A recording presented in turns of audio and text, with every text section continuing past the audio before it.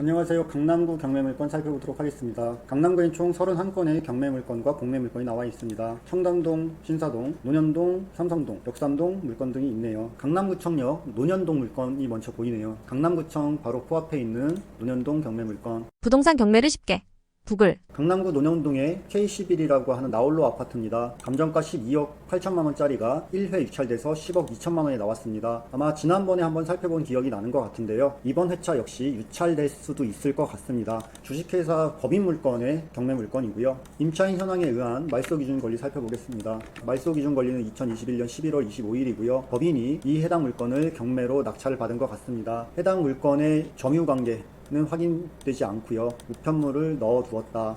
내용을 살펴보았을 때 법인이 2021년 11월 달에 경매로 낙찰 받았는데 당일에 경매 신청인으로부터 11억 5천만 원의 근저당이 설정되어 있습니다. 아마 낙찰을 받고 해당 채권자가 돈을 빌려준 것 같습니다. 그 이후에 6억 원의 추가 대출이 설정되어 있습니다. 건물의 사진을 보게 되면 단독주택지에 있는 나홀로 아파트인데요. 지금 102호 같은 경우 우편물이 많지 않습니다. 평면도상에는 방 4개짜리로 보여지네요. 해당 물건의 시세조사 한번 보겠습니다. 현재 거래되고 있는 물건은 전혀 없고요. 2017년도에 7억 9천만 원이 유일한 거래신고 내역이네요. 전세와 월세 한 6억에서 7억 정도 보여지는 것 같습니다. 따라서 금회에 낙찰받기에는 조금 부담스러울 수 있을 것 같고 1회 더 유찰된 다음 전세로 투자를 한다고 한다면 약 1, 2억 원 정도의 소액으로도 충분히 매입할 수 있을 것 같습니다. 두 번째 물건입니다. 학동역과 선정릉역 사이에 있는 원주로죠. 원주로에 있는 논현 아이파크 물건입니다. 13억짜리가 1회 유찰돼서 10억 원의 경매 나왔습니다. 면적은 작은 평형으로 보여집니다. 지난번에 살펴봤을 때 13억은 고가라고 판단되어서 소개하지 않았던 바 있습니다. 원주로에 있는 신축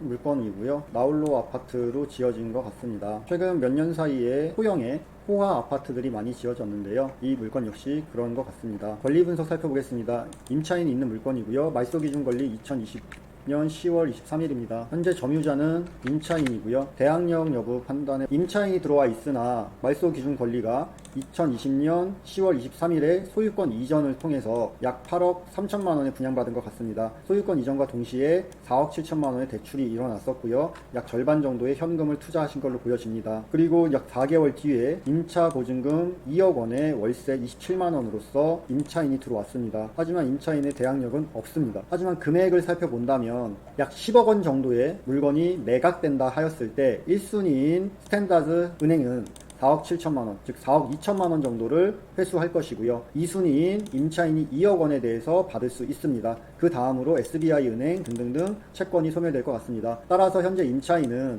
보증금 2억 원에 대해서 대항력은 확보하지 못했지만 물건의 매각 차익에 여유가 있기 때문에 충분히 2억 원 모두 돌려받을 수 있을 것 같고요. 배당 요구를 하였기 때문에 명도에는 크게 어려움이 없을 것 같습니다. 해당 물건의 시세를 살펴보도록 하겠습니다. 높은 금액 12억 4천만 원, 낮은 금액 12억 원 정도 형성되어 있습니다. 평면도는 다음과 같은 방 2개에 거실 1개로 되어 있고요. 신축급의 매물입니다. 2020년 소유권 이전 당시 약 8억 3천만 원 정도의 분양가가 되었던 것 같고요. 현재 거래 호가는 12억 정도 거래되고 있습니다. 전세는 약 7억 원 정도 형성이 되고 있기 때문에 금회에 낙찰을 받으신다면 시세보다 약 1억 원 정도 저렴하게 낙찰을 받으실 수 있을 것 같은데요. 지금보다는 1회 더 떨어진 금액에서 살펴보시는 것이 좋을 것 같습니다. 다음 물건 살펴보겠습니다. 마찬가지로 원주로에 있는 역삼동 물건이네요. 지난 시간에 19억 원짜리가 15억 원에 할인되어서 1회 유찰된 바 있었는데요. 이번은 64%에서 출발합니다.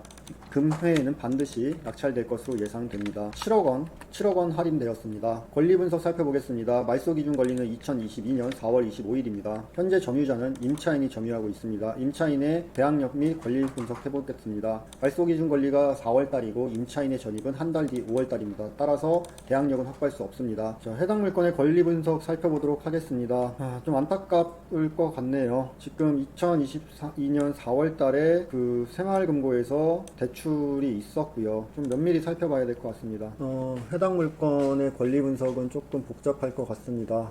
말소 기준 권리가 2020년 4월 25일인데 임차인이 일주일 정도 후에 들어온 것으로 보여집니다. 이대로 된다면 임차인은 지금 대항력이 없고요. 3억 원이 전체 다 증발할 것 같습니다. 19억 원에서 15억, 12억까지 지금 떨어졌는데 약간 세입자가 조금 문제가 있을 것 같습니다. 이 등기부를 좀 살펴보면 2019년도에 분양을 11억에 분양을 합니다. 11억에 분양을 하는데 2020년 5월 30일 신탁 등기를 통해서 소유권 이전과 동시에 풀 대출을 받거든요. 아마 지금 날짜상 임차인은 현재 소유자가 아닌 전 소유자에게 대출을 받은 것 같고요. 지금 새마을금고에서도 12억 원의 대출이 나온다는 거는 LTV나 DSR이나 이런 거 다 묵살하고 신탁등기, 그러니까 이 모든 권리를 새마을금고에서 하겠다라는 이름 하에 대출을 해준 것 같은데, 날짜상 새마을금고에서 먼저 대출이 일어나거든요. 그러면 대출을 해준 당시에 전입이 뒤에 들어오니 뭐 자세한 건 확인해 봐야겠지만 임차인과 계약을 할 당시에 대부업체로부터 돈을 빌리려고 했는지 아니면 이 사실이 고지됐는지, 근데 실질적으로 그렇지 않았을 가능성이 되게 높아 보입니다. 뭐 대출을 먼저 실행하는 약정, 대출을 실행하는 약정 계약을 먼저 체결하고 임차인과 월세 계약을 체결한 다음에 임차인이 전입을 한 이후 신탁사에 넘기거든요. 근데 날짜도 5월 27일이면 종부세 등 세금을 감면받으려고 하는 목적이 명확히 보입니다. 따라서 뭔가 짜고 친 판에 임차인의 보증금 3억이 날아가는 경우일 것 같고요. 이 물건의 현장 사진을 보았을 때 쭉 이렇게 보시면 이 사진, 이렇게 내부 사진을 잘 보여주지 않거든요. 근데 지금 임차인께서 답답한 마음에 집행관이 방문하였고 좀 돌려받을 수 있을까에 대한 기대와 함께 집 내부까지 보여주신 것 같아요. 이 물건은